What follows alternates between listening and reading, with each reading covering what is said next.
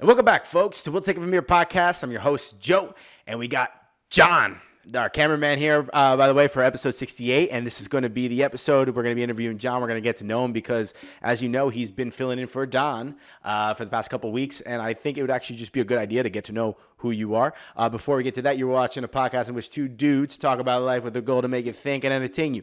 Also, you're listening from where you're listening. I don't need to tell you where we're at, but we have a sick YouTube channel thanks to Jon. Actually, he's a new cameraman. Thank you. Yeah, absolutely, bro. You've been killing it. So definitely check out our YouTube from episode 61 on. Definitely has the new YouTube setup, and he's fucking killing it, so we're happy about that. Without further ado, Jon, welcome to the show as a guest because you've already done the show. Yeah. Hey, it's nice to be here. Thanks for having me. Yeah, absolutely, bro. Dude, you've been killing it. It's funny, too, how we met because you reached out to us. Don put out a little thing. He was like joking. I forgot what episode it was, but he was joking. He was like, yeah, if you guys want to be an intern, like as a joke. And he said it half jokingly, and then you reached out, and I was like, not that you're an intern, but I'm just saying, like, you're helping us, right? It's I get the awesome. coffee. Yeah. the coffee, the alcohol. I'm just kidding. No, but dude, honestly, thank you for reaching out because it was perfect. Like, the YouTube setup is absolutely sick, and you do a really good job with it. No, I appreciate that. Yeah. Well, shout out again to Jay because he's the one that shared his episode on a reel, and I happened to click on it, and then I started listening to you guys. I listened to that episode and listened to you guys, and then what I thought was an actual job interview. No, like a job calling. So, but no, I was listening to you guys, and like I was telling you, the fact that you guys did it for a year consistently. Yeah. And I know someone just mentioned to you stats about a podcast of how long they usually go for. Yeah, so it actually was Jay Cuz. He sent me a video, and it was I may be paraphrasing, I may be getting the statistics incorrect, but it's like 90% of podcasts don't make it past episode 3, and then 90% after that don't make it past episode 20. So they were like, if you make it to episode 21, you're already in the top percentile of podcasts, which is cool. We're on episode 68, right? And that's awesome, and fucking loving it. And it's just consistency. Like right now, our audience definitely has grown. Like our audience, like the people the listeners and the viewers. Listen, you could call it growing. It is growing. Oh, absolutely growing. No, absolutely. And we have intentions. We spoke about this, and I spoke about this with Don. Like, I don't fucking care how. I don't know how, but I know it will grow even past it. Like, I don't. If it takes my famous phrase, if it takes 500, 5,000 episodes, I don't fucking care. Yeah. It's getting to that point. Yeah, and on that, please like and subscribe, and also comment in the comments down below because, as you say, growth. Especially on YouTube or even in the podcast world with the audio version, interaction and I said interaction. That's gonna help us grow, help you guys grow. Yeah, no, for sure. Us, bro. Us. You're part of the team, right, bro. Well, You're part of the team. That. Thank you. I feel like I mentioned off camera, but I'm like the store brand cereal, Don.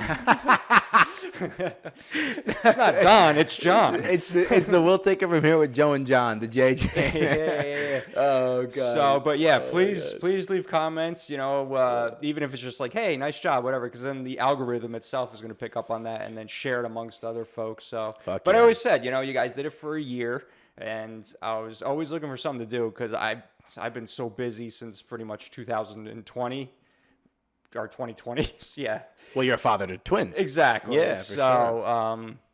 And my thing is just being creative and video stuff itself. So I was just like, because I've ran a couple podcasts myself and had fun doing that, but it was basically, and no disrespect to anyone that was involved with any of that stuff. It was always fun. It was mostly for fun, but I had that intention of like, we're going to make this something. Like, I want to make it something, right? Oh, no, dude, that's fate, bro. That's fate that you found us because that's exactly what Don and I have spoken about. I say it all the time. It's not going anywhere. This podcast's not going out. Yeah, it's awesome. It's staying here. It's fucking going on a weekly basis. Yeah, so because I always found myself like doing the editing, video setup, lights, all that stuff. This is the best setup that I've done so far. Oh, yeah, you're killing it. So that's awesome. I got the cameras, the proper cameras for it. So that helps huge. And the experience of what could go wrong and what can't go wrong, all that stuff like that. But so I felt like I was the only one doing all the work and all that stuff. And everyone gets busy. They have kids and move on and all that stuff. So anyway, I had kids of my own. We moved, and it was just trying to. I was just thinking of what can I do? What can I do? I was like, do I want to start another podcast? It's like, what would I talk about? It's like, I don't really have much to talk about. And then it was just like, all right, so just always on the back burner. And then heard the episode, listened to my car, which is an awesome way to listen to this podcast if you do that commuting wise. Oh, for sure, dude. Podcasts are meant to be listened in the car, in my opinion. Yeah, absolutely. With all the podcasts that I listen to, all the ones that I love, I'm listening to it in the car all the time. Yeah, and if you want to see our facial expressions, check out YouTube. Absolutely. Dude, legitimately, our facial expressions are pretty dope. Like, dude, Joe is awesome. Dude, I always talk on my hands, but I am Italian, so that's fine. Yeah, no, the YouTube is killing it. Like, I think it was Ashley's video. I know it was Ashley's video that was your first setup. Yes. And she made a joke. She was like, "Oh, thanks for telling me." Like, I would have. And I was like, "You look fine." She killed it. She fucking killed it. And it was a great setup. Oh, and absolutely. It's also cool too because the audience really can't see, but they can see the black surrounding like the background behind, right? It's not the one where they're seeing right now is not the one that was in the first 3 episodes that you were here. Yeah. It's just so fucking cool how even in that case, and we always say this too. So me and Don went from literally a phone on a fucking table to a microphone on a table to this setup with microphones in my parents' basement to here to you with the black or like what do you call those? The cloth. Tarps? It was basically like curtains, basically. Essentially, what it was. Yeah. And now you have these fucking sick ass things that just go up. Oh, it's so much easier and they're nicer. Oh, No more wrinkles. So. No wrinkles. The only thing about these things, but I'll take it, is that they're awkward to get up into my apartment, but once they're here, they're fine. Joe, what do you mean? This is a nice warehouse you guys have. Oh yeah. Sorry. Oh yeah. State of the art. State of the art warehouse. Yeah.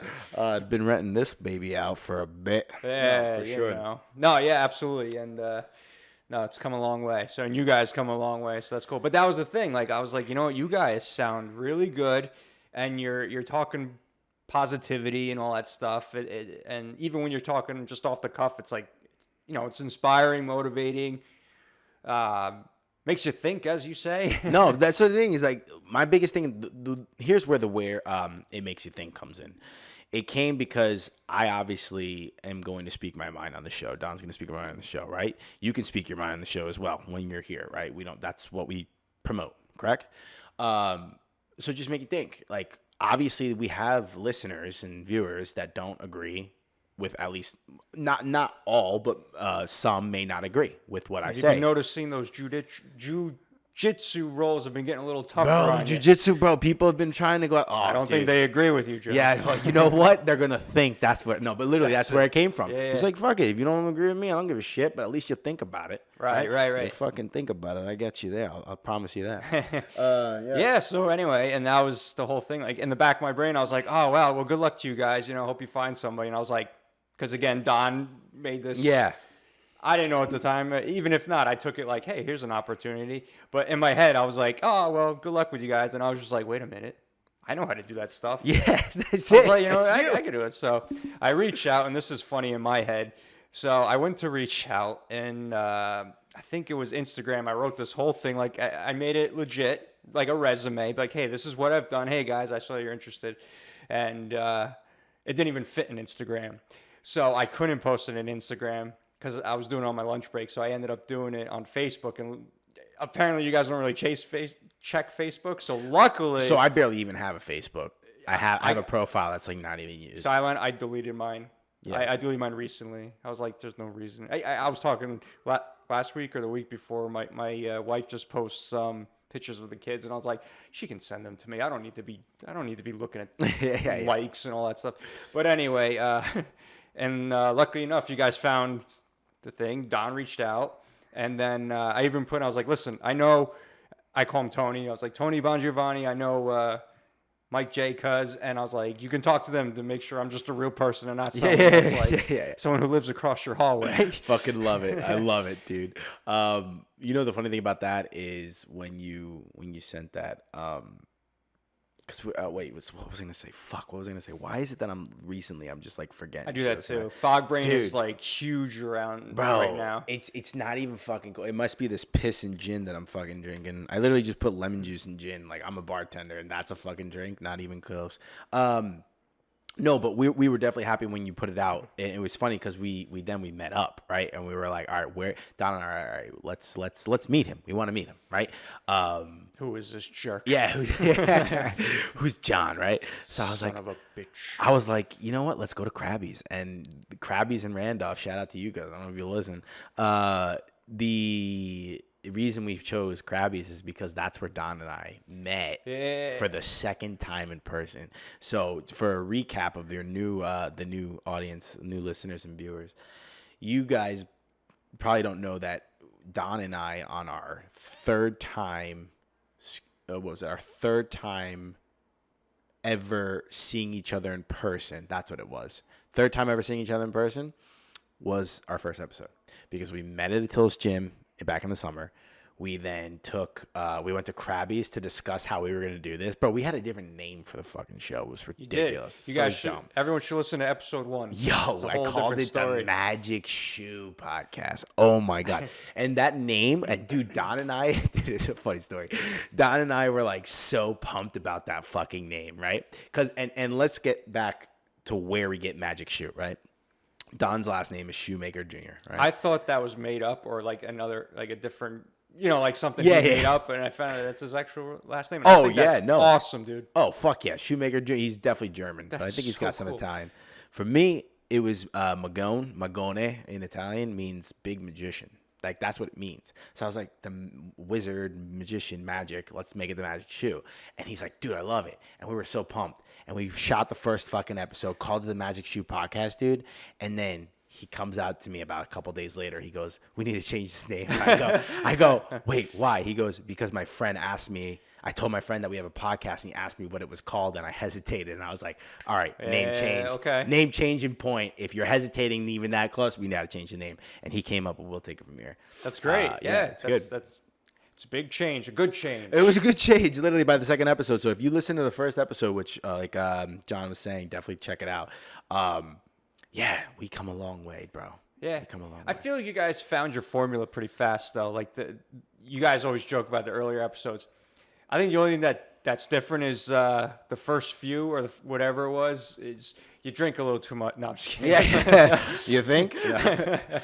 But no, you guys really nailed it. You guys have a good rapport, so yeah. No, we always had a great rapport. Yeah. So when you're listening, bro, I miss you. But you're also doing a fucking great job. I decided, fuck it, let's bring you on as a substitute for the time being. You like to talk. You're doing great. You've been hitting the questions well to the guests. So I said, fuck it. You know how to talk. Like, literally, that's what it is. That's what podcasting is, dude. Can you talk? Are you personable? If you can talk and you're personable, you can make a podcast. Yeah, it's literally not that hard. Yeah. Like, literally, just talk. Even talk if you can't talk, you'll figure it out. It's like the same thing with anything about creative. Like, I can't draw. I can't be in front of a camera. I can't talk on a microphone.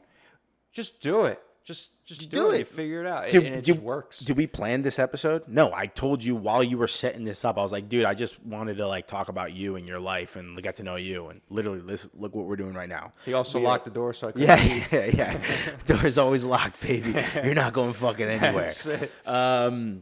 Yeah, so we're 13 minutes in and we're talking about fucking, you see, that's what that is. We're 13 minutes in. And one idea builds up than the other. That's what I tell people all the time when they come on. They're like, bro, some of them, they're like, oh, I'm a little bit nervous. And they're not, they're just saying they're a little bit nervous. Easy, right? That's fine. I tell them, pretend we're at a cigar bar and these mics aren't here. Would you plan how to talk to me at a bar, or would you just talk to me? They're like, you talking? All right, there you go. There you go. That's it. Fuck it. Yeah, absolutely. And it's funny to say because you say that often, and just being here, you can hear initially they'll have a little nervousness in their voice, and within 5 minutes, gone. No, it's gone. They kill it, dude. Our guests fucking kill it. And the episodes are awesome. And that was another thing too. When I was listening to you guys, you do it right. You had guests, and each guest bring their own awesome story. Yeah. And it really, to be honest, you guys were professional off the gate. Minus the name, but you changed it. Yeah. Then you came up with a cool theme song, because that's when I started listening to. By that time, you had your song going. So. I just found that I literally just typed in royalty-free music and found a website, and I was like, okay. I was like, I was going through all the lists, and I was like, this definitely doesn't sound like us. This is too like we're not a mystery podcast. We're not. And then this one, I was like, unsolved mysteries. yeah, I was like, this is a nice tune, but we're not like a romance podcast. And then this one just hit me, and I was like, you never know is right.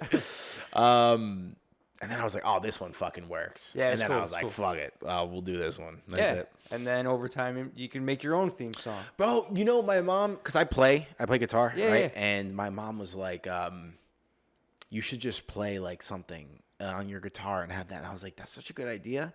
And I never did it because I was like, what the fuck am I gonna play? Like, I just gotta make it up, right? Yeah. One day, maybe. I mean, like, I like this the theme we have now, but it's definitely like, dude, I've listened to podcasts that I liked. One of them that he's like, I think 500 episodes in or close to 500 episodes in, and like he's changed the name. He's got different art, you know, for like like the what you see when you go on Spotify. And then he's also had different music. He goes from heavy metal to rap to a different rap song. But he's also a billionaire and had the top podcast for about 19 months, is Andy Frisella's podcast. So he could pay for those. So he's actually getting real rap songs because he pays the royalties. Right. That's pocket change for him. For sure. Yeah. But like the thing is, and that's not an excuse. Like, we're going to get there. Like, I'll pay for fucking good music just right now. Funny thing too, with you, when you came, I was literally like, dude, the one thing I was nervous about, and not nervous, 'cause like, I thought this wouldn't hinder you. But you came on and I looked at Don and I was like, dude, the first thing we got to tell this guy is we can't pay him because we don't even pay ourselves, bro. Right. I was like, dude, we're in the red right now with this podcast and I'm fine with it. And I was like, we're like, hey, dude, we may say some things that not everyone agrees with. You were like, I don't care. I was like, awesome. And I was like, we can't pay you. And not now, at least. Yeah. When we get bigger, we will definitely pay you now. And you were like, oh, I don't care. I like doing this. And I was like, I in my head, like we were sitting down at You guys had poker face. Yeah, I was at poker face. And I was like, fuck yes. Yeah. Fuck yes. That's what Don, like, right out of the gate on the phone when he first called. He was basically like, hey, how are you? And he's just like, well, before we even get started, just so you know. You know, he was just like, we can't pay you. And I was like, dude, you're going to think I'm crazy. And I told him what I was going to do, what I was going to spend, and blah, blah, blah, blah, blah. And then it was just, actually, I didn't say what I spent because I'm not looking for reimbursement. Like, just to help you guys out. No, but to do something. Like, no, for sure. Because, you know, like some people might not agree with whatever you guys say, but you guys are doing it right. Yeah. You committed to it. And, it's kind of like a passion project right now. You know? But you guys are awesome people, so. Thank you. You're good. Thank you so much. You're awesome too. I appreciate that. You flow and you mesh well. It's good. This is where it becomes a love podcast. It's a romantic podcast. Are we gonna make out? No. What's it called? So let's get to that. Actually, let's get to you because this is what the podcast is. Is your life, right, Johnny Brown? Why don't you just bring us back, dude? Bring us back as far as you want to go, like who you are, you know where you come from, blah, blah, So blah. my first memory was a snowstorm in 1987. It was dark, and all of a sudden there's this light. There's a doctor. No. Anyway, okay. So we'll stick on. I don't know. We'll take it wherever it goes. So We'll take it from here. Yeah, exactly. Hey, there you go. So video-wise, that's something that I kind of picked up in high school. It was something that I saw my friend do. He used to make home videos, and then he was like talking about them after summer break, and I was like, oh, dude, I want to do something like that. Mm-hmm. So then I asked if I could use a camcorder, and usually the answer in my household was no. It was very strict in my house. Okay. Everything like that. So we can get into that if you want. Yeah. Was it were you brought up in like a traditional family, or was it a little more strict than traditional? No. Well, I don't know what a traditional family is. Yeah, I only grew up in one. Yeah, that's a good point. I said that thinking like you would know what I was talking about. Like those people on the board games where they're all happy and smiling at each other. No, dude.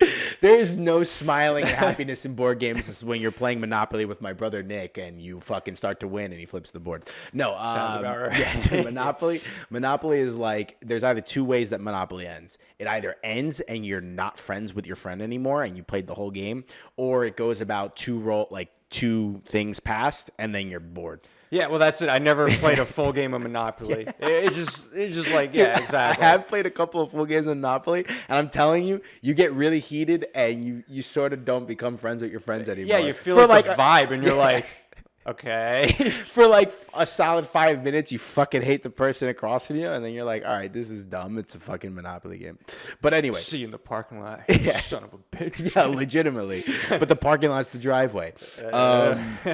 What's it called? So yeah, traditional household. Yeah. Family. So what type of family like did you grow up? Because you said it was pretty strict. You said we can get into it. So why don't we get into it? Yeah. So basically, 4-person family. You know, mom, dad, me, older brother. Sure. And yeah, it's pretty much normal for the most part in the I can do this as like a cliffhanger sort of thing, right? If people are like starting to lose interest. Listen, you want to hang on maybe because I was telling you last week. So, and disclaimer, all the people involved, like we have all good relationships now. Any issues is all resolved. Like it's just water on the bridge. Listen, Sure I'm 36-year-old.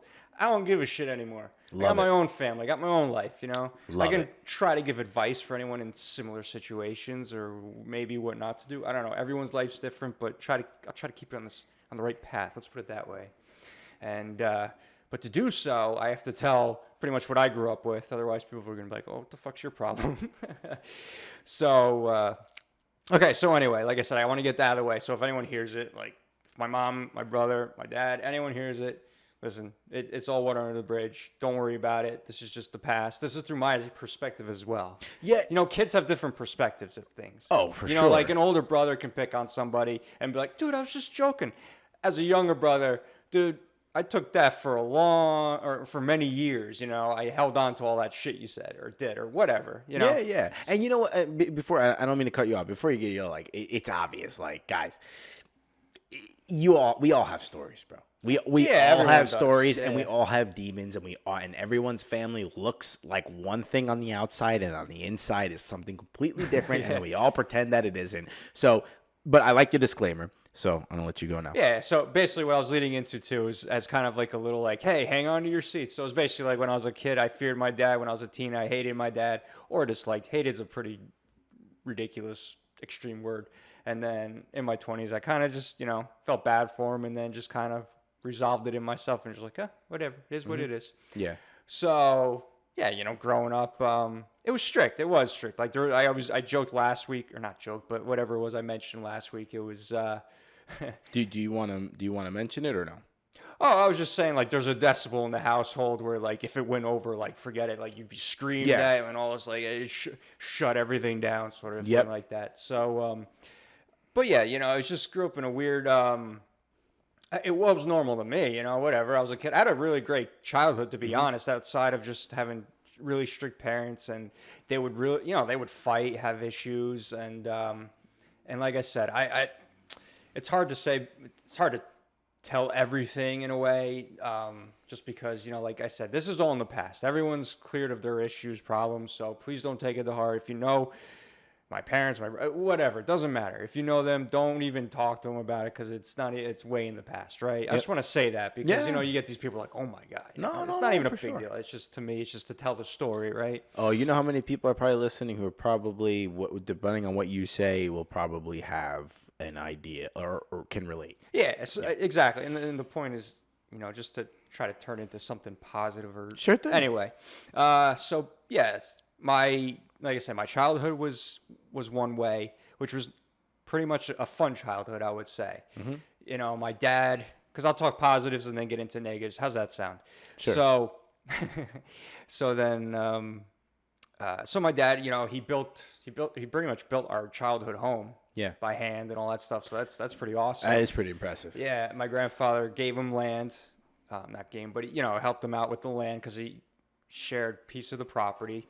So I gave him 2 acres, and he built his house that we pretty much grew up in, and it was surrounded by private land, but now it's state land. So it's basically all woods, mountains, and all that stuff. And like I talk about that all the time, off camera, of course, to you and Don, because Don also grew up in the woods. Yeah. I was talking about sucking birch trees. I was literally I was gonna mention it. I'm glad you mentioned it, because it was Bon Giovanni's second episode where you were talking about birch. What was it? You like to suck the birch out of You could suck the birch out. Or you could. Yeah. It's basically just water. It smells like birch. It smells like soda. Bro, literally, no judgment because that's probably something I would try.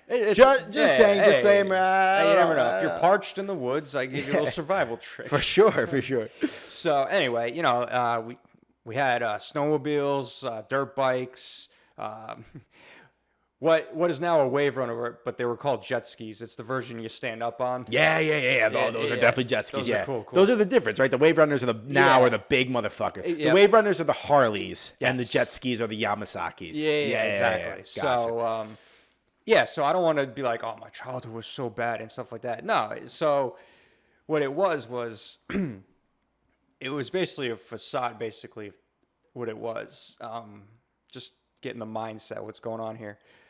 So my mom had a drinking issue, and maybe my dad did, but nothing like the way it was with my mom. And then she, so they were always fighting. And I just remember as kids, like we would go to parties, like people's parties. I remember this one where we were going to go see fireworks, and we were so excited. My brother and I were sitting on top of the Blazer, the 1980s Blazer. I don't know if anyone remembers what those look like. The 1980s Blazer? Yeah. It's what's that? It's a truck. Oh, yes. No. The one that's sort of like, it's like rigid, right? Yeah. It's all boxed. Yeah. I know exactly what you're talking about. Yeah. So we're sitting on top of that. We're with another couple. And I just remember like she had one too many, and they were like freaking out in front of everybody. And like they just had to like bring us home. That was like the first time we realized like there was something going on. Yeah. And then you just whatever. Hey, this is our household. That's how whatever. And then almost like this is what it is everywhere else, right? Yeah, exactly. Whatever. Yeah. It's just like, oh shit. We really wanted to see the fireworks. That's all we're thinking about. Yep. We're like, oh, geez, it's crazy. Whatever. They weren't yelling at us, so as long as we're not getting yelled at. And so yeah, basically, that on and off, whatever. And like I said, I'm not bad mouthing anyone. I'm just telling it what it is, Yep. Because at the same time, they're your parents. You don't want to be like, oh, well, back in the day, they were this, that, and the other thing, and then you're like, oh no, but now they're fine, So that's. Yeah. I always have to just say that because deep inside my head, I don't talk about this stuff, guys. This is one of those things that I'm just doing on the podcast because it's nice to get it out, I guess, and also just to share what my background is. Absolutely. Because this, a lot of times on this podcast, some people are able to give positive 180 twists on a bad situation. Not that it's bad, but that's just me dumbing it down. Maybe I don't know. Anyway. I will stop rambling and continue on with the story. So basically in my household, like most kids in my age, we got spanked, right? I don't know if you did. No, I got spanked. Yeah, exactly. So I got spanked. And if my brother's listening, he goes, you didn't get spanked. Well, the reason why is because you got spanked more than me because I saw what happened to you and I didn't do that. Yeah, I was going to ask if he was an older brother or you were the oldest. But yeah, exactly. That was the same thing, man. Yeah. My brother, he was the test subject, let's put it that way. And I was the one that leaned back and was like, okay, so don't do that and don't do that. Don't say that. Bro, that's why being the baby's the best. Yeah, man. Let's go. You learn through everyone else. Fuck yeah. Yeah, my brother, being the oldest, he was he liked to push buttons, right? Because he's the older child, so he was the pedestal kid, right? He's like, oh, he's the oldest. Let's, to the grandparents, he was the best and all that other stuff. So he was like, I can get away with anything. Yeah. He found out that he was doing things the hard way. But also, and I mean, with him, just, it was the same thing. Big brother. Back in the day, guys, big, even today, siblings, they love, hate. For sure. You know what I mean? Like that.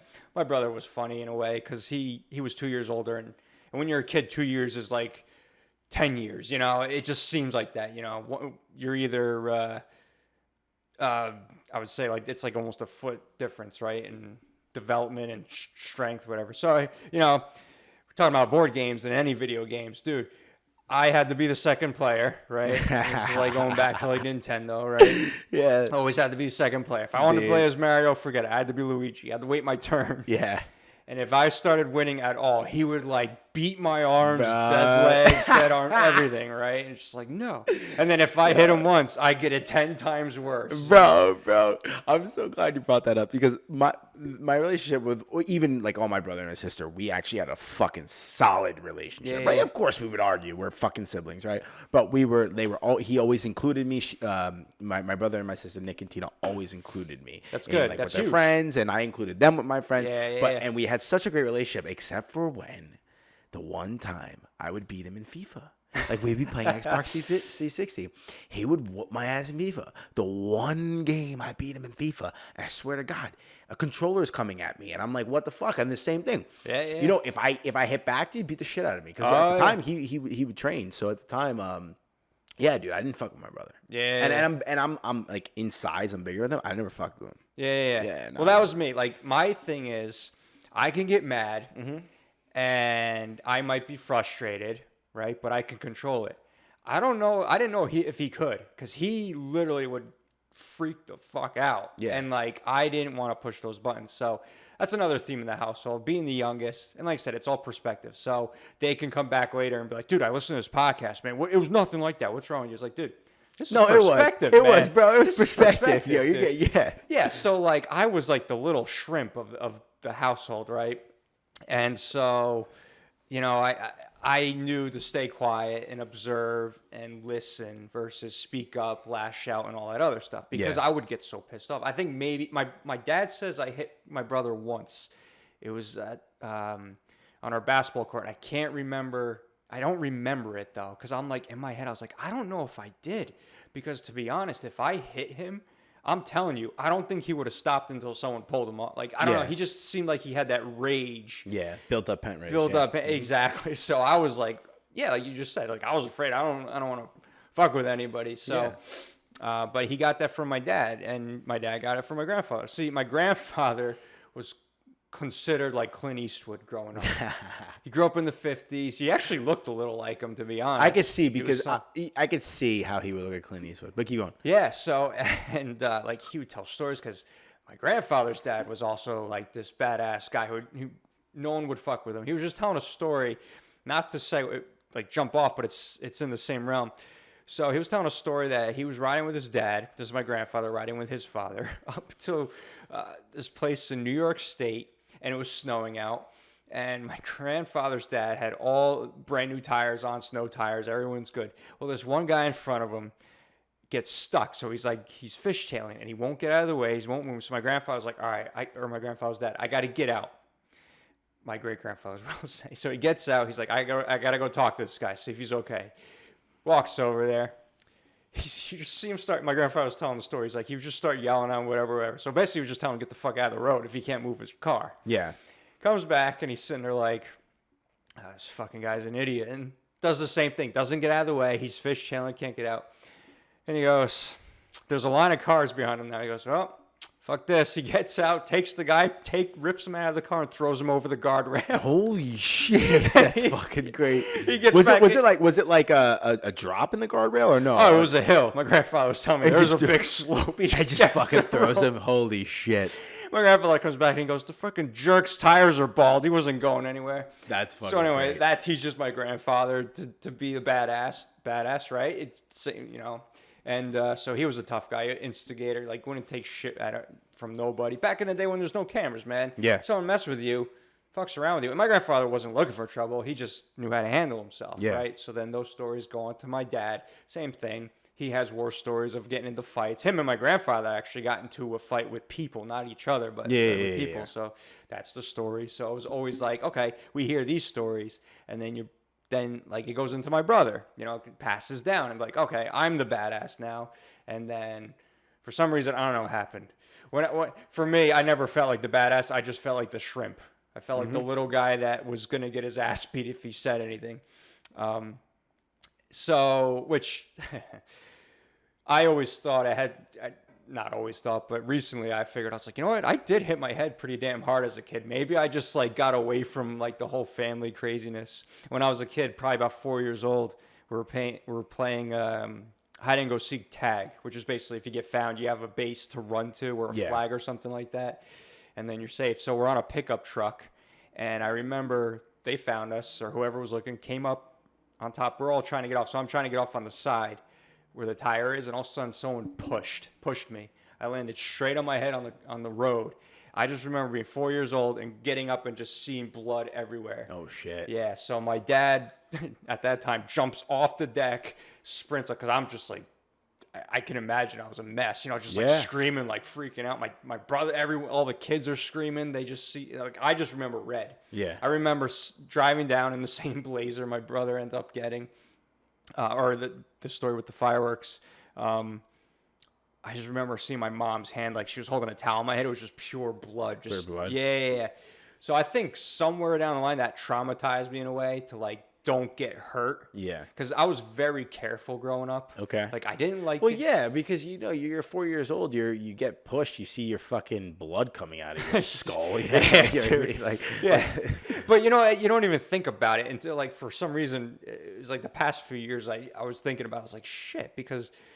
I was a very careful kid when I was growing up. Like I see kids skateboarding and like doing all these jumps and shit. I'd throw on rollerblades because it's like I'm a little more careful on rollerblades. I can control it better than skateboarding, and just doing anything like crazy like that. So anyway, goes back to like feeling like a shrimp, where it's like I don't want to get involved because I don't know how bad like the repercussions are gonna be. Like the push and shove. Yeah.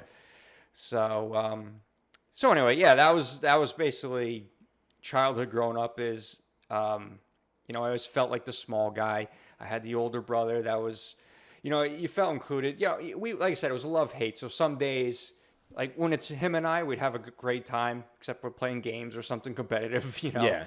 But then sometimes when his friends would come over, it's like, no, you can't come with us. You're not hanging out with us. Got it. You're the little brother. Yeah. Or if it wasn't him, it was his friend saying that, like, oh, he doesn't need to play with us. Yeah, for sure. Unless I had a friend over, then we could then it was basically the big guys chase the little guys. Yeah, essentially. So anyway, then we ended up, I wouldn't say we ended up, but like I said, it was a not love-hate, but you know what I mean, with brothers. And then we, going to my dad and stuff like that in a strict household, it was basically, everything it wasn't like military where it was like, okay, you have this, but we were in bed by 8.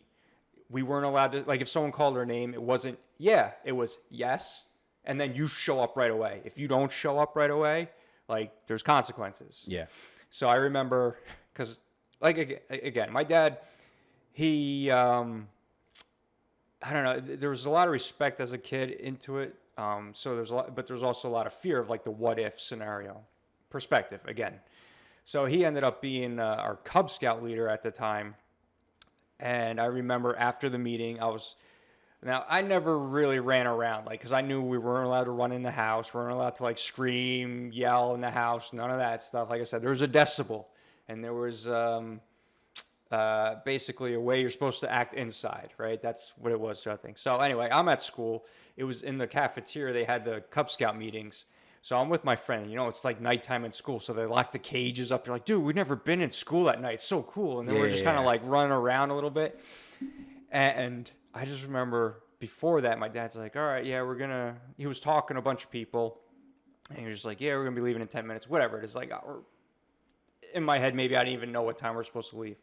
We're running around, whatever. All of a sudden, I come around a corner, and he's there. He grabs me, picks me up like this, and he goes, I said, get in the car now. And I was just like, okay. And I just remember, like, that was it. Like, there was no 3 strikes. There was no, it was basically like now. Now or never. Or, yeah, exactly. Now or never. Yeah. So, so that was basically what it was like. And it was just like, tiptoe, eggshells, that sort of thing. And like, there was obviously fun times and all that stuff like that, but you had to make sure it was like, hey, this is a household. This isn't a playpen or anything like that, So it was like very, very like that. So people wanted to come over my house all the time as a kid because I had a nice house and land, or you could just run in the woods, play in the woods, whatever you wanted to do. But I always wanted to go to their house. Isn't that incredible? Yeah, because it's like, dude. Isn't that incredible where these kids want to come over to your house and they're so excited to come over to your house and the only thing you want is to get away? Yeah, it's just like, I want a vacation, Yeah. I want to see what it's like otherwise or other places. So I go to my friend's house And, we're staying up till like 10, 11 o'clock at night on a Saturday. I'm like, dude, I'm in bed by 8. This is awesome. We get to watch another movie. Like, this is great. Yeah. And they say goodnight. I love you. And like all that stuff. I'm just like, cool. My house. Okay. Yeah. My mom. Yeah. I guess hug. My dad, handshakes. Handshakes. Okay. Yeah. 3 times I think we hugged. Okay. Yeah. And like I said, in my head, like, doesn't even matter. But back in the day, it's like that's kind of the tone of what it was, like handshakes. You meet So back in the day, did you were you able to process what that handshake meant, or no? For you, it was just normal. No, it was just respect, and it was just like, oh, men handshake. We don't hug. Men don't hug. Yeah. That sort of thing. Like manly men, hey, that sort of thing. We don't cry. Mm-hmm. You don't pout. You don't whine. None of that stuff. Yeah. Like, if you ever had an issue where it's like, oh, this isn't going your way, and you started whining and pouting, it's like, all right, well, I'm going to give you something to cry about. Which at the time, this is early 90s. Or 90s, I should just say. And that's kind of somewhat what it was. At least I thought in my head. Didn't happen at my friend's house, so that's weird. No. But, yeah, that was like the thing. Like, I always wanted to go to their house. And even though, it wasn't the way like in my head, I just wanted to get out, have fun. Like we could play video games all night and all that stuff. Like my house was like, all right, during the daytime, you guys don't play. If you play, it's like half hour, then go outside, which is fine. As an adult, you're like, yeah, that, especially with phones and everything now, you're like, dude, just go outside. You only get your phone for like an hour, maybe. But yeah, that's what it was back then. And, but yeah, and when friends did come over, like they had an adjustment to be like, oh shit, this is Mr. Brown's house. Like, so your dad didn't like play. I guess you can't say play favorites because he wouldn't be playing favorites with you, but the same rules that applied to you applied to them. It was absolutely okay. Yeah, it wasn't like, oh, he's having fun with his friends. No, it was just that's the way it was. Okay. Yeah. Hey, listen, the rules. You're under someone else's roof. But it's their rules, right? That's actually how it should be, right? Like even if you don't like the rules, right? If you don't like the rules, but like that's how it should be. You shouldn't be going to other people's houses disrespecting. No, exactly, and that's exactly what I would do today too. Yeah, you know same. what I mean. Yeah. It's just because it's different. They're allowed to play whatever, run in their house and whatever. In my house, it was just like, oh no, bedtime by 8. Yeah, but I have a friend over. I don't care. Yeah. Okay. That sort of thing. Summertime, the sun's still out. Yeah. Did you guys ever in that case? Did you ever not sneak out, but like stay up and just like fucking do shit or no? Was it like? Okay, so this is dating myself, obviously, but the Game Boy, original Game Boy, was it? No, it was the Game Boy Color. Fuck yeah, Game Boy Color. Baby. Under the blankets with a flashlight. Fuck yeah, the Game Boy Color. Yeah. Dude, so that was. Yeah, you young kids who were listening, you don't fucking know. Do you have your iPhones with the fucking brightness on your screens? Dude. We had Game Boy Colors where you could not see shit if it was in the dark. Exactly. Yeah. So that was me, like at nighttime, and then you listen if anyone's coming, that sort of thing. Fuck yeah. And So anyway, yeah, it was just strict household, whatever. It was a great childhood though. It was fun, and then it took a 180, and so you parents argue, right? That's in my world it was normal, right? Sometimes they get really crazy, start screaming. As far as we know, no physical stuff. Which is hey, listen, that's great. Yeah, absolutely, for sure, absolutely, 100%. Cops came one time to our house. Another relative was over, and it got a little messy, but nothing was it wasn't anything physical. Okay. Someone was too drunk to even. They wouldn't leave. Let's put it that way. Yep. A relative, and it ended ridiculous. It shouldn't have been. The cops should not have been called, but they were. It was a whole ridiculous thing, right? Yep. So that was like the first time we're like, what the fuck is going on? That's like where it hit you. Like something. Because that's when everything different. started becoming like, it was like sad. Yeah. Okay. And how old were you by this point?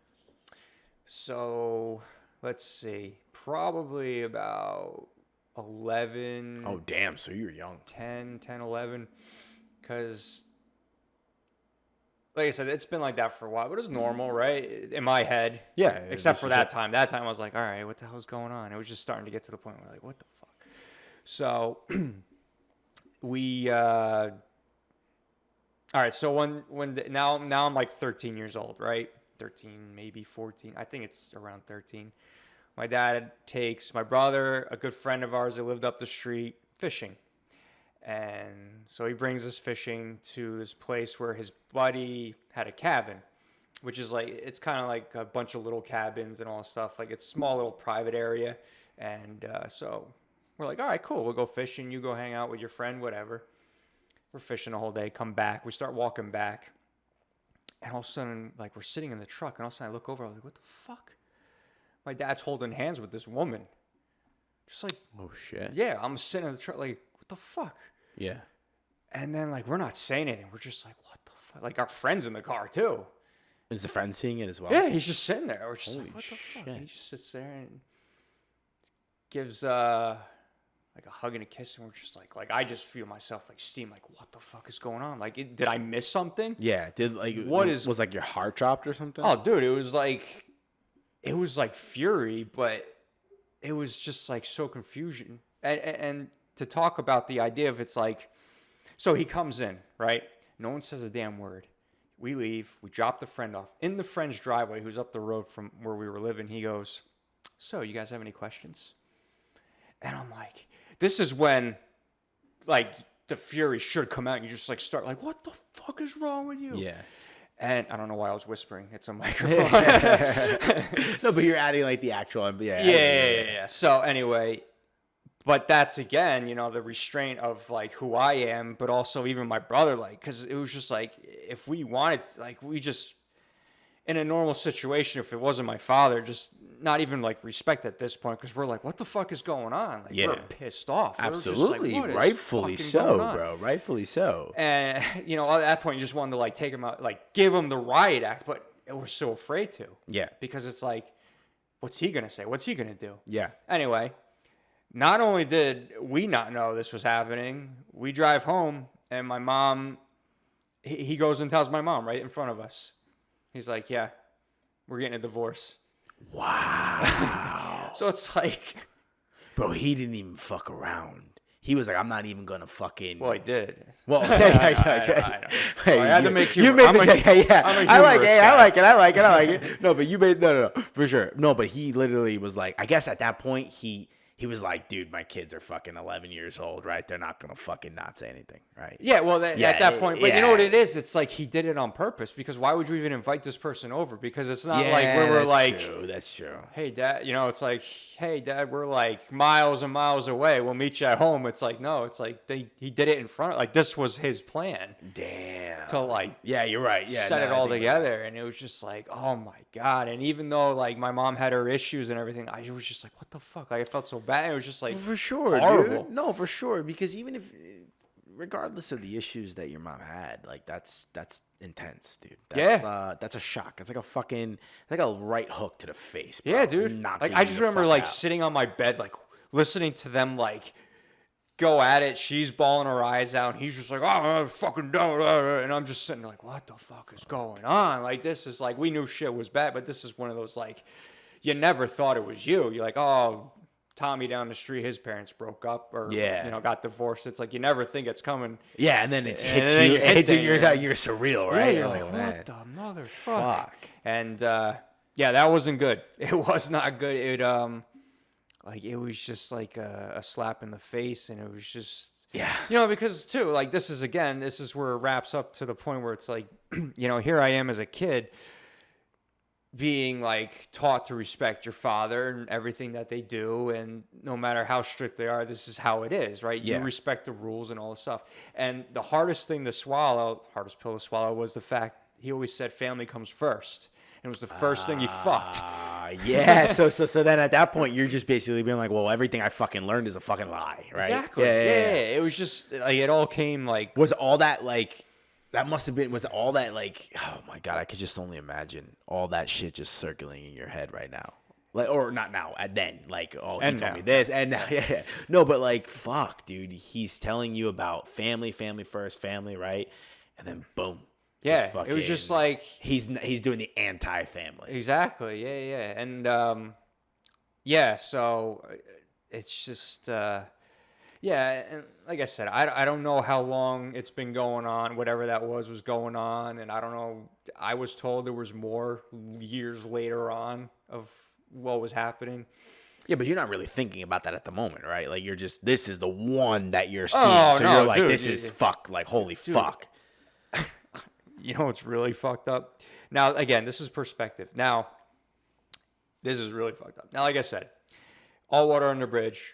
Everyone in my family, we're all tight again. You know, I mean, like my mom and dad barely. It's awkward when they talk, but you know what I mean. Like me personally, like, I have no for sure. anger towards them because it's all at this point. It's been so long. What the hell do I care? My own family. Yeah. Again, I always say that, right? Just in case they're listening and they're like, "Well, what the fuck, John?"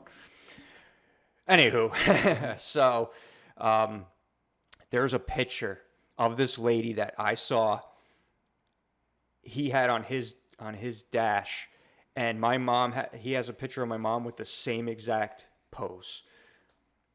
Damn. And I was like, what the fuck?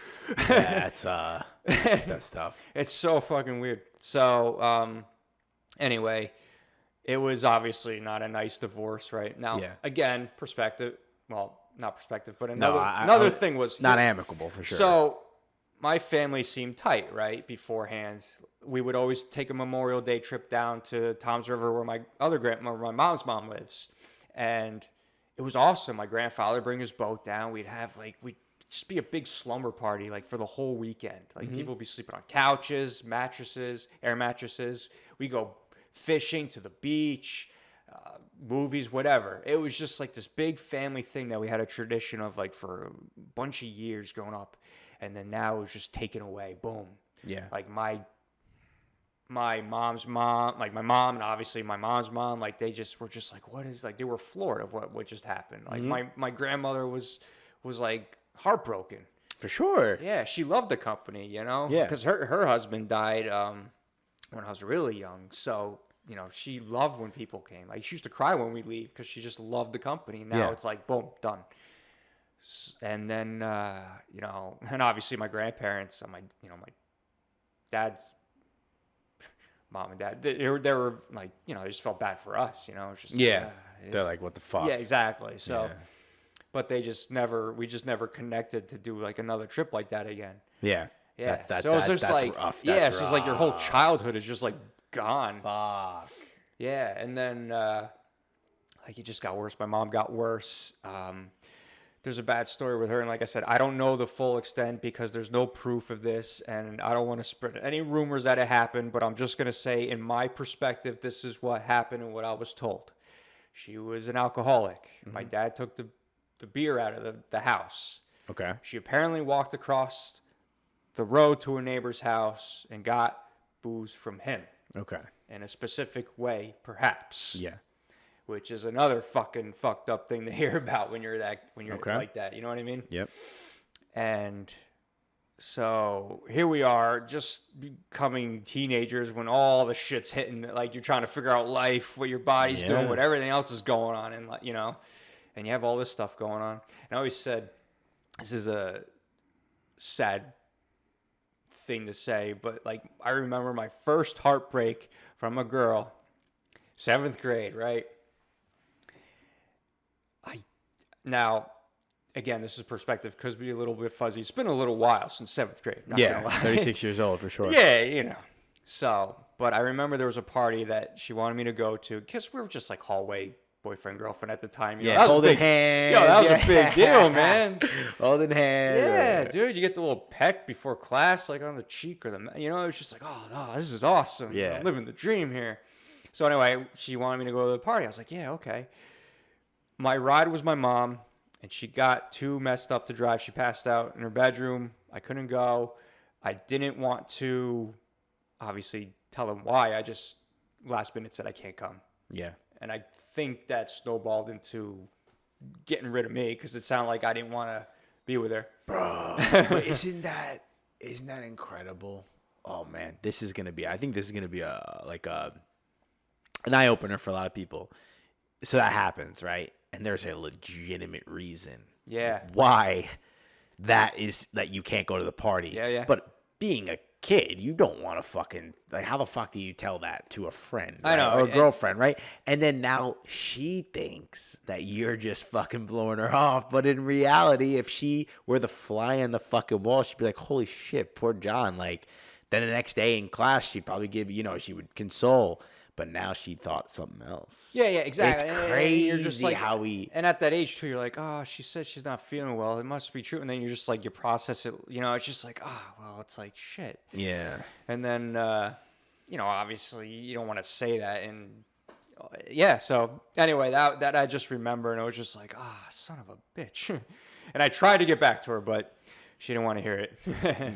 But hey, I got a beautiful, awesome wife now. Yeah, perfect. So. Well, for sure. The 7th grade, the middle school, what is it? They say high school sweethearts, right? That was a dance where you had the hands on the hip, like yeah, like a yard apart. Bro, the middle school, I don't know. Middle school, you can't even say middle school sweetheart, but I don't. Maybe there's people who are still married from middle school. God bless you. But we used to get those little origami square notes. I don't know if you guys got that. They used to take notes and fold them into like little origami squares and like give them to you. I did not get that, but that's hilarious. That's pretty good. Yeah. So it seems like that would be a lot of work, dude. I fucked that up horribly. I can't even make. I can do that. Bro, I can't even make a paper airplane. Like, I would just respond on the other side and give it back. Yeah. What the fuck? Hey, you betcha. It would take me 3 class periods to fucking even figure out how to even start making an origami square. Exactly. Oh my god. So, but anyway, yeah. So I had bad time for my brother and I, and it was just like, that's when like him and I we had our backs for the most part. Yeah, for sure. Because now you found you're confiding in someone that you just experienced an event, right? Yeah. It was just one of those weird, crazy things that it's just and you like tell people, and they're like, oh man, my parents are getting divorced. They're like, oh man, why? And it's like, it's because they never knew the shit that went behind the doors of like all the screaming and all the craziness. And then you think about it too, like as you get older, and not even that I thought about it differently when I was a kid, but as you get older, you just start to realize like this shit's fucking common almost. You know what I mean? You hear from so many people in some sort of way that stuff's not going right, and it maybe not everyone, right? I hope it's not with everyone, but I think a lot, and I don't know, maybe did you ever feel that you were going to be looked at in a different way because your parents were divorced, or no? Because probably at the time, because it's like one of those things where it's like it's a big change, it's a big thing, so it's like, oh yeah. And but in reality, on the opposite spectrum of it, right? It's like you don't think that. Like when you hear that, you feel like, oh fuck, I'm sorry, dude, and like nothing goes through. Nah. But it's just like the different, like you're using the word perspective a lot. It's a different perspective. Yeah. It's crazy. And because I mean the whole thing changed. My dad made the dining room into his own bedroom, and like Jesus. Yeah, like the house like changed inside, and it was just like, oh man. And then they tried make it up. Of course, most parents do on like that Christmas. They like bought us a PS2 going back, but like PS2, the PS2. The PS2 was legit back then. Yeah, dude. Yeah. And but we like that was the one thing we didn't even ask for. We're like, we didn't even know.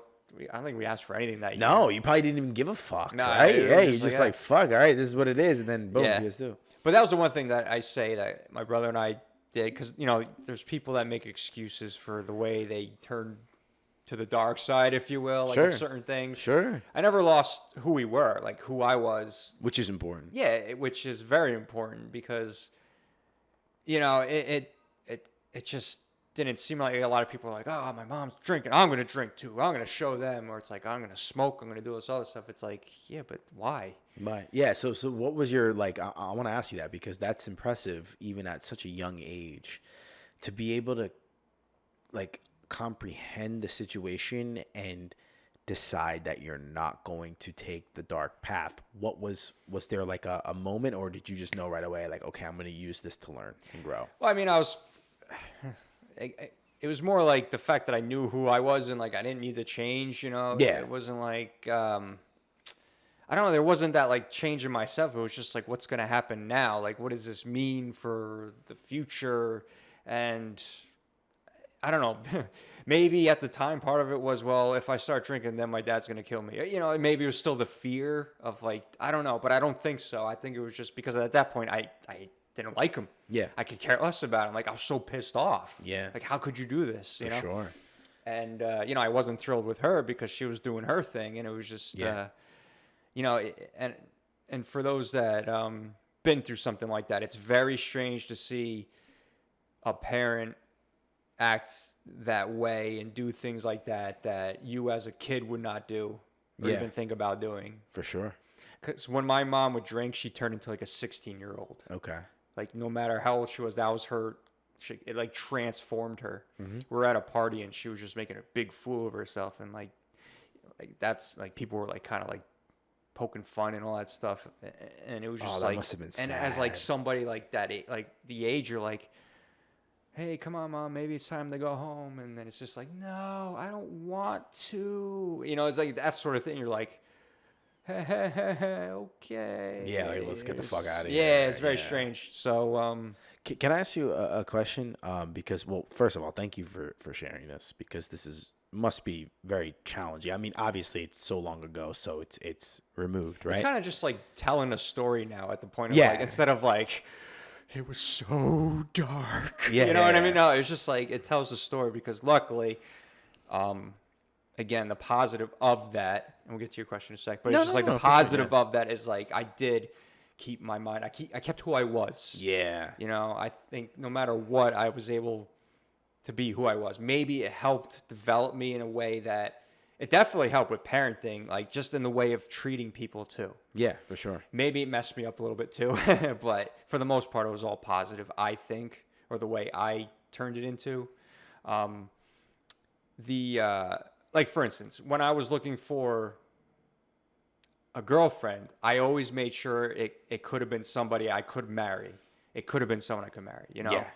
I would never cheat on anybody in my life. Yeah, you wouldn't settle. This is the one you wanted. You want her to be the one.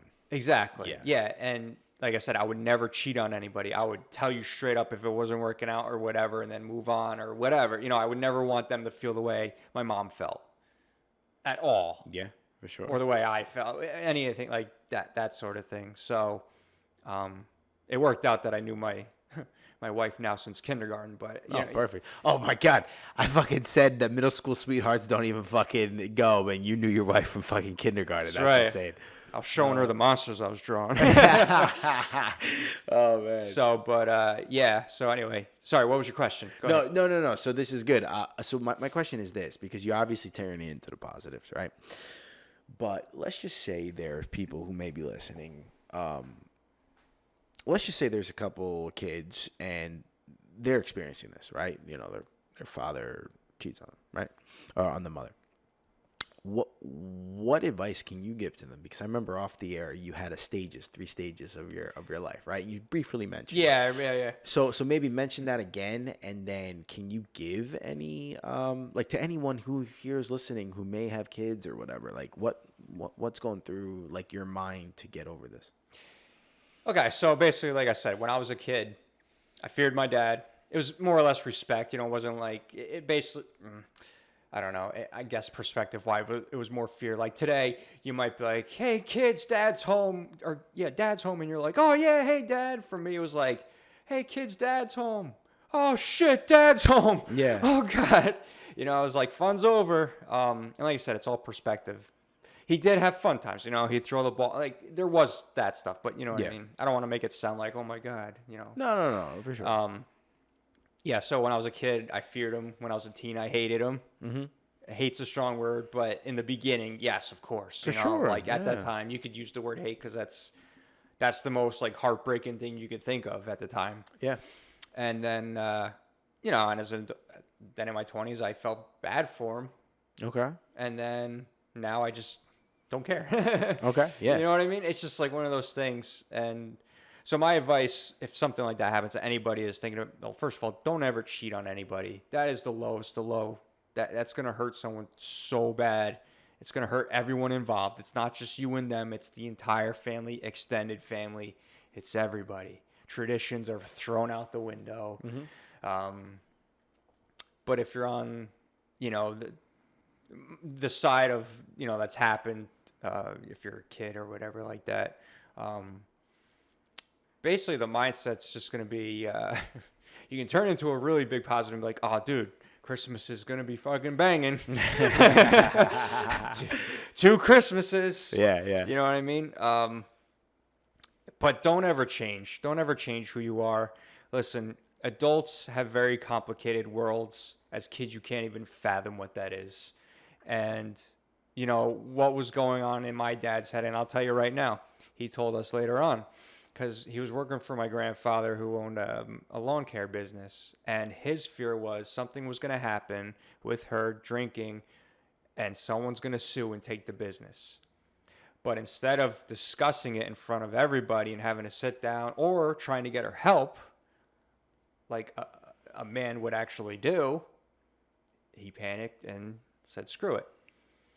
So I would say, listen, if you're having issues at all and it's just something, your gut feelings like, I just got to get out of here, have a sit down and man up and talk.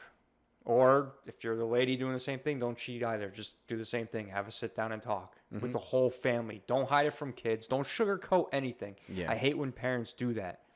I don't know why. Maybe it's because I grew up in like the the quote unquote real world of life. Like nothing was ever sugarcoated. Yeah. Because it just puts this Instagram or Snapchat layer of sparkles and glitter on what the real world's supposed to be. Yeah, when you do that to somebody. for sure. And yeah, first and foremost, don't ever change. Don't self-pity. It's gonna suck. And trust me, friends aren't gonna understand. They're gonna be like, "Ah, oh, Joe, I'm so sorry." They don't give a shit. They get to go home and do their thing, you know. Yeah. And they're gonna tell you like that one thing. Oh, now you get 2 Christmases, you know, that sort of thing. 2 birthdays. All Yeah, that. they're almost trying to help, but they're really not. Yeah. And you know, if worst case scenario, just talk to somebody about it. You know, obviously, if you're young, there's guidance counselors you can always talk to. Or in school, maybe. I don't know. I never talked to anybody. Yeah. I held that shit in. So you think if you ever had to experience that again, God forbid, you would talk to somebody? I don't know. Like even a friend, not even. I'm not even talking about therapy. I'm just well, my thing was my friends. You know, like I was bummed about it for a long time, obviously, because the world changes. Your entire world that you think is no longer there. So my dad ended up getting the house because it was technically, you know, my grandfather was obviously right next door, basically. So that'd be pretty awkward if, you know. Yeah, for sure. My mom was going to stay, and she was, you know, still a mess, and we didn't want to leave the house, and because it was an awesome place to grow up, and my grandfather had an in-ground pool, so we had all this, we had everything here. You know, why would we? Why would we go? Exactly. Why would we pick up? Yeah. So my mom had to have the heartbreaking decision to have to move out, and at that time she had somebody.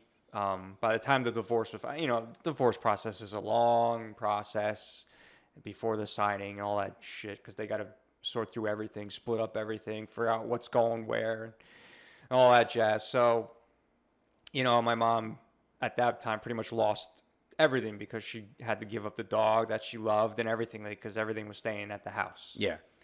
And so she was able to move in with somebody. First, she wanted us to move in with her, and she was like looking at houses and all this other stuff. I was like, no, she wasn't doing well. Let's put it that way. And we didn't want to leave, right? Yeah. And I mean, it got to the point too where she, like I said, it's such a strange thing to see a kid as a teenager growing up, and then you see this person who's supposed to be your parent, guardian, a leader, and they're acting younger than you are, and like sneaking things and doing all this other stuff, like things to make you not trust them with any, you know, like any of that stuff. Yeah. And I mean, there was a point that my mom went missing. She went missing for like, I would say a week or so. No one knew where the frick she was. In my head, I was already to the point where I was like, just waiting for a call, find out if she's alive or not. Mm-hmm. Like, who knows? And yeah, but no, she, like I said, she got straightened out. Obviously, she's good now, and you know, knock on wood, and everything's good. So yeah, for sure. But so yeah, then anyway, she had to have the heartbreaking experience of, you know, leaving, and then my brother and I just remember being outside, like pacing back and forth, like just like staring into the window at them, where they were all sitting, just like, you know, like mentally throwing fuck you to both of them, just like, what the fuck. Yeah. Sorry if I'm swearing too much. Dude, don't fucking worry. I say fuck every other word on this podcast. You're fine. They're double this episode. Yeah, for sure, dude. But you're fine, man. This is fuck it.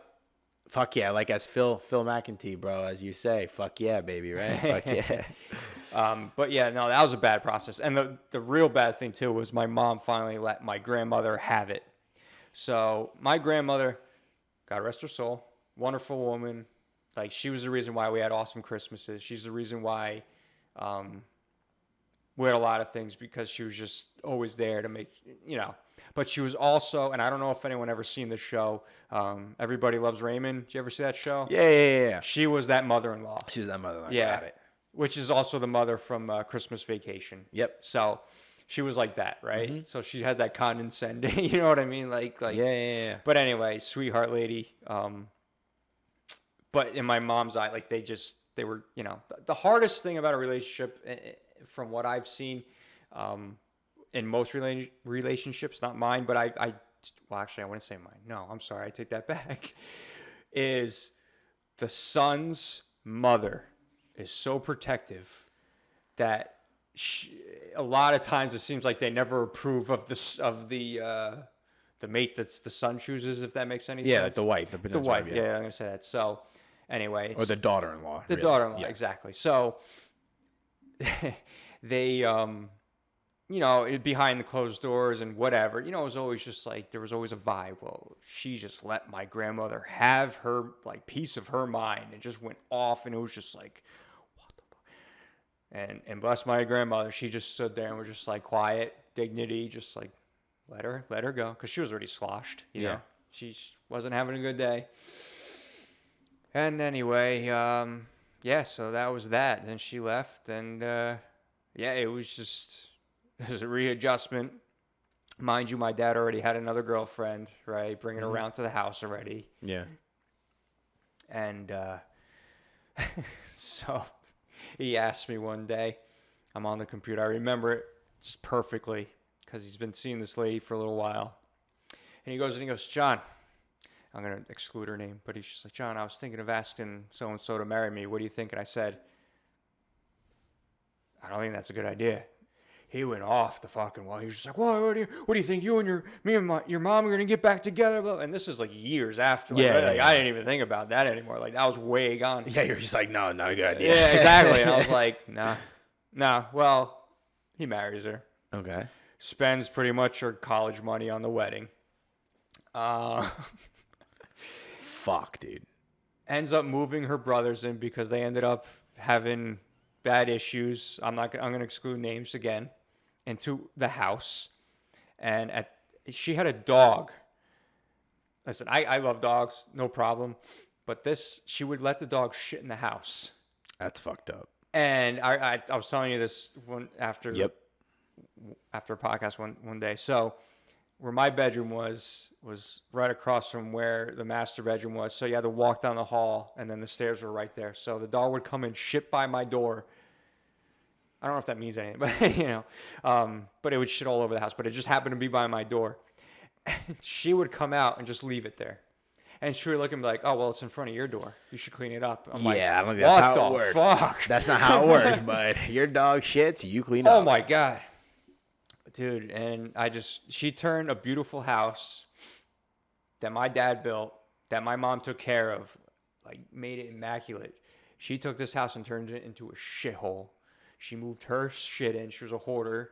Just like put like dressers in the kitchen, like just in the hallways, wherever there was space, put her stuff in.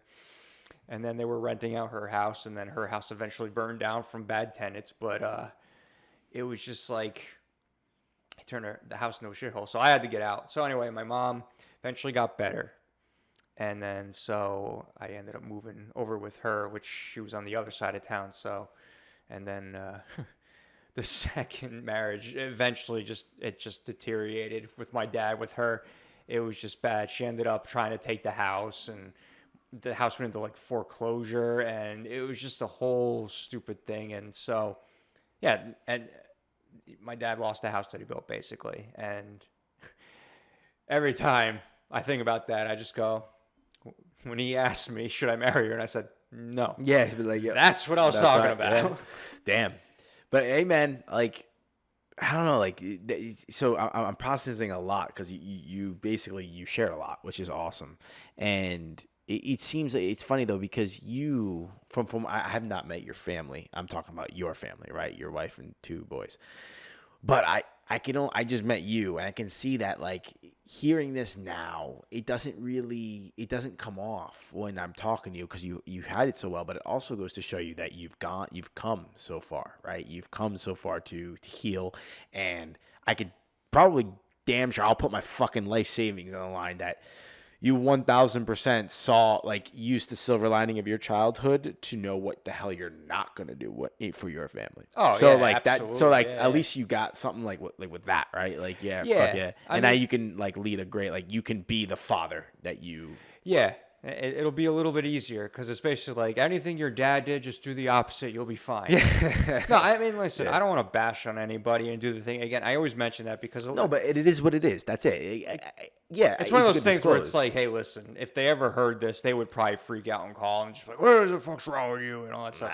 But And there's other at things this like point, it. you're 36, bro. Like, I this don't is care. your fucking life. Exactly. Dude. I mean, like I told you. So my dad is a very strange dude. He went from like being a strict guy to like becoming whoever he was dating at the time. Okay. Or being with. Like he turned into them. He morphed into them. He morphed into them. Like end up sharing the same hobbies, same whatever, and it was just like.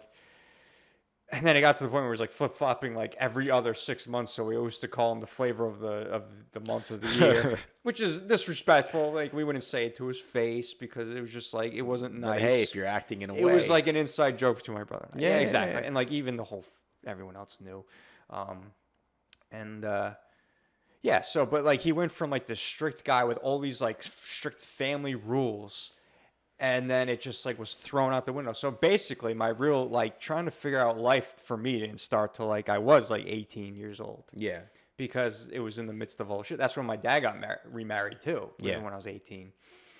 So it was just trying to figure out what the fuck. So I was like, I know I can't go to regular college because student loans. You know, I got no money to put down and went to this wedding. Yeah. So I was able to do county college because my grandfather gave some money. So I was able to do that. And that's what I ended up doing, trying criminal justice for a little bit. But that was not where I wanted to go. That's what my friends wanted to try to do. So I was like, well, I don't know what the fuck I'm doing. Yeah. Like, I'm just trying to figure out life. Yeah. You know what I mean? And so I ended up didn't do that. But I got an associate's in science, though, out of it.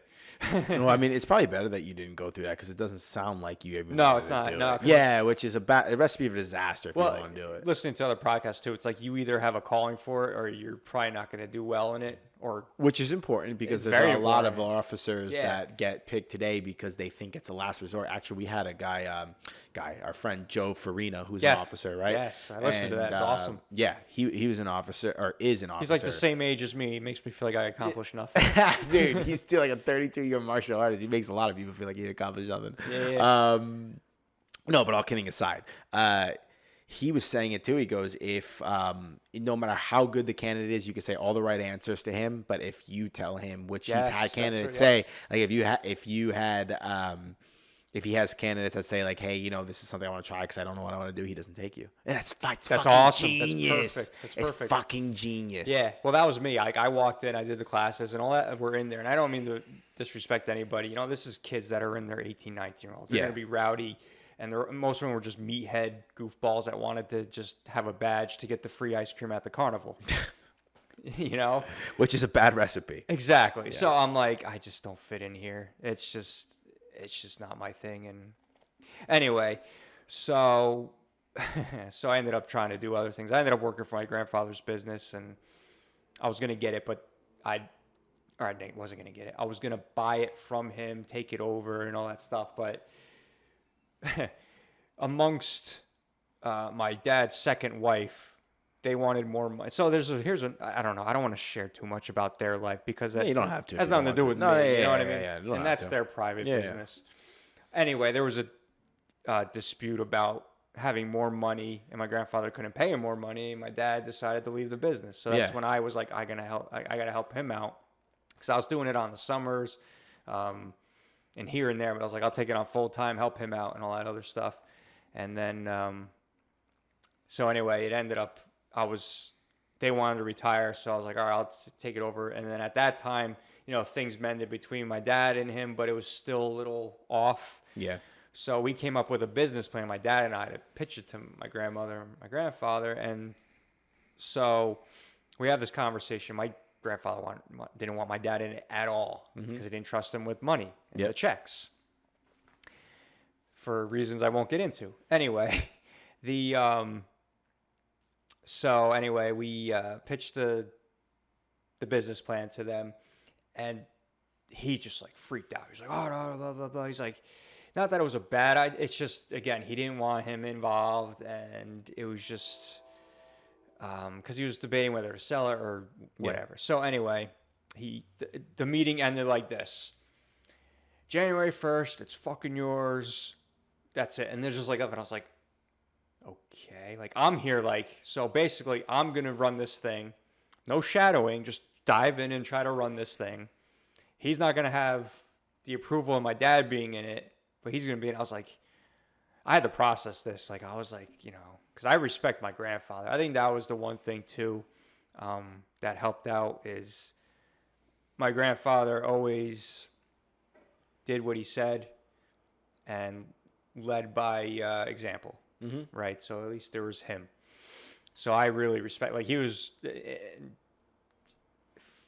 my point of view, he was like my real father, just the teaching and all that other stuff, especially at the time, like from like 18 on.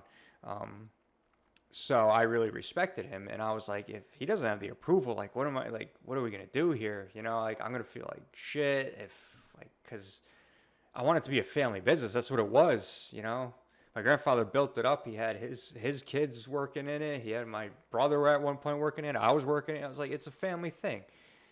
If he doesn't, and all that was left to work in it was my dad and myself. So it's like, if he doesn't want my dad in it, like, then it's not a family business. Like, I need people to help, work and all that stuff. So anyway, I was like, all right, whatever. He just, anyway, he calls me like 5 a.m. the next day, which was early at the time.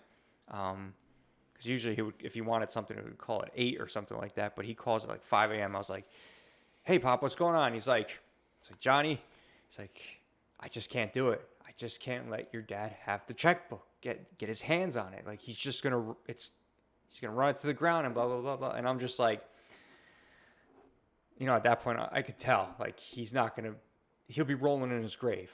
I was like, Pop, listen, you built this. I would love to see you sell it, get the money that you deserve, and retire happily.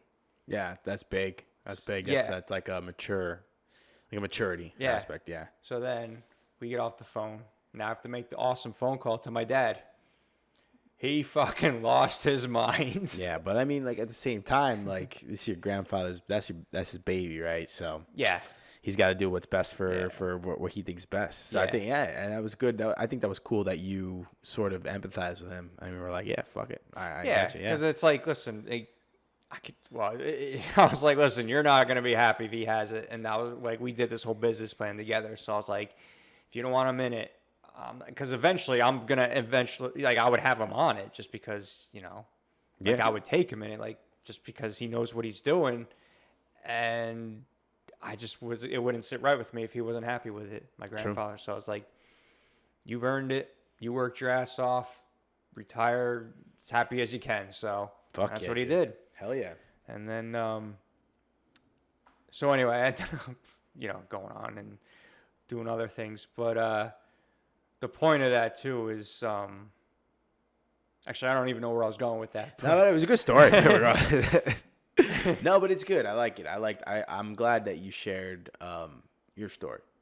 I'm glad that you got it out. I'm glad that you were, I want to, brave's not the word, but you were comfortable enough to share it with an audience that you don't know. And you know what? I know you mentioned a lot of like disclaimers, but this is what it is. You chose to make your story. This story happened so long ago. And the good thing is now you've learned from it. You've grown from it. You are a completely different person now, right? Can you agree than you were when you were the kid, right? You were. Yeah. I mean, it's like my thing was not that I changed so much. It's just more experience. Yeah. So essentially, basically, if anyone is ever going through this, they're it'll depending on how they perceive it and how they respond. Essentially what you're saying is with time, it's going to get better.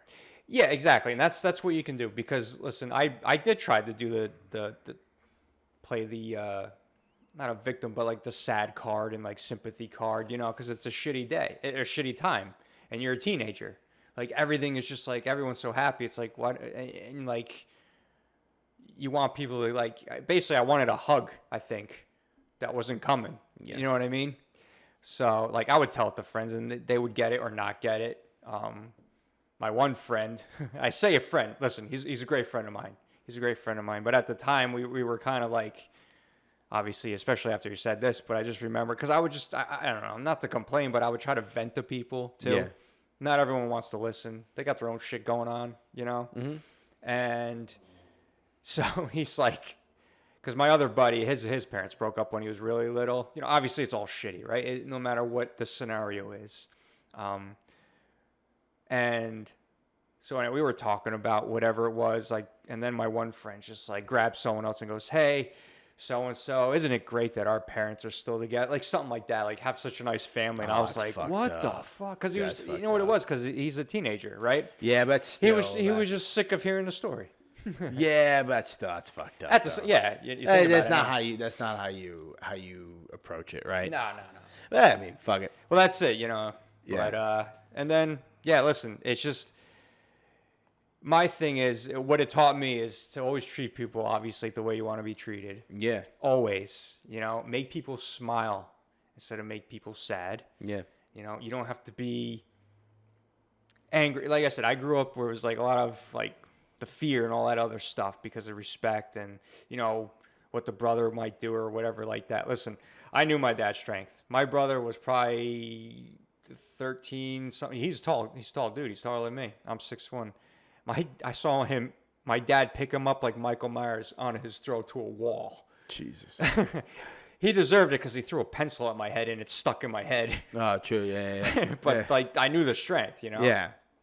But I know how all that, like the fear, you don't want to have people fear, it's just be the nice guy or lady or whoever. Just be the nice person. But respect yourself. Have respect for yourself. Respect others. Respect yourself. Have boundaries, but be nice. Treat people nicely. Exactly. Yeah, essentially. Yeah. So, awesome. And don't go down that dark road. Don't listen. There was a lot what we called emo kids back in the day. I don't know if they're running around. Listen, you don't have to do that. You don't have to hurt yourself. You don't have to start taking substances that your parents are taking or anything like that. Just stay clean, because the cleaner you stay, the more positive you're gonna be, and like start hanging out with people that actually are going to care. Like I had a buddy that went through something when he was, so me and him became good friends. Yeah. We'd make each other laugh and all that other stuff. These guys with families didn't really get it. Yeah. They didn't understand. True. And, that's all I have is, the storm passes. Fuck yeah. I love that. The storm passes. Yeah. I fucking love that. Dude, thank you so much for sharing your story, bro. Yeah, hey. It's definitely I hope it helps someone. No. Because I honestly haven't told that to anyone but my wife, if I even told the whole story to her. But anyway. Well, thank you very much for sharing it here and for being comfortable enough to do that. And it definitely helped. Good. I know for a fact. I hope so. Yeah. Awesome, bro. So I think we're already an hour and a half in. That's fucking dead. That was a long story. I apologize. No, I thought it was good. You have any last words for the audience? Anything? Any last things? Stay awesome. Stay awesome. Love that. You heard it, folks. Stay awesome. You're listening to the We'll Take It From Here podcast. We heard a great story from Jon Brown here. He had the courage and was comfortable enough to share with us. We thank him for that. If you're going through anything similar, or someone's going through anything similar, let me hear this, and because there's a lot of positive to it. He's a great guy, and dude, there is a lot of positive to this. I like that. You don't have to stay awesome. You don't have to fucking resort to all this bullshit, even though if you want to. So that's awesome, man. Thank you for sharing. Yeah, absolutely. Absolutely. Yeah. Thank you for listening. Absolutely. And watching. And watching. Yep. You listen to We'll Take It From Here podcast, folks. We'll see you next week for episode 69. Have a good day.